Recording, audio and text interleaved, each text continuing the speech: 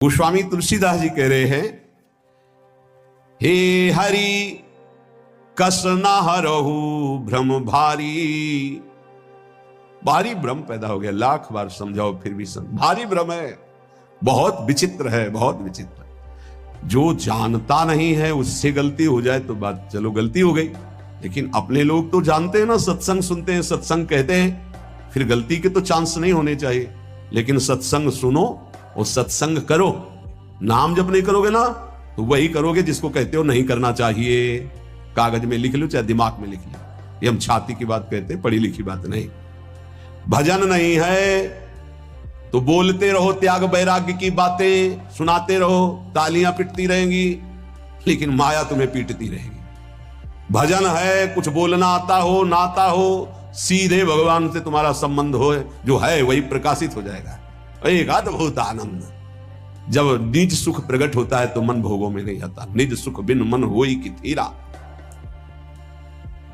यद्यपि मृषा सत्य भाषे, जब लगी नहीं कृपा तुम्हारी।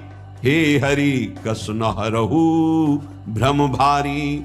मेरे स्वामी, संसार को सत्य और सुख रूप मान करके आपको भूल जाता हूं, भारी भ्रम है, बहुत भ्रम।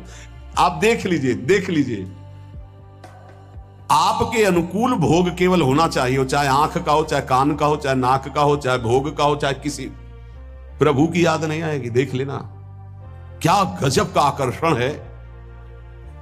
हर भोग में इतनी सामर्थ्य कि प्रभु को भुलवा दे, गजब की। तो धन्य है वो भक्त जो ऐसी परिस्थिति में राधा राधा राधा राधा राधा।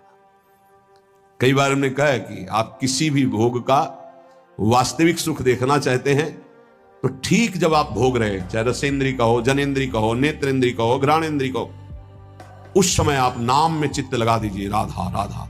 फिर सुख मिले तो हमको बता देना। जब नाम भूले और उसमें एकाग्र हुए तो आपकी एकाग्रता और कामना के कारण आपको सुख दिखाई देता है, अन्यथा नहीं।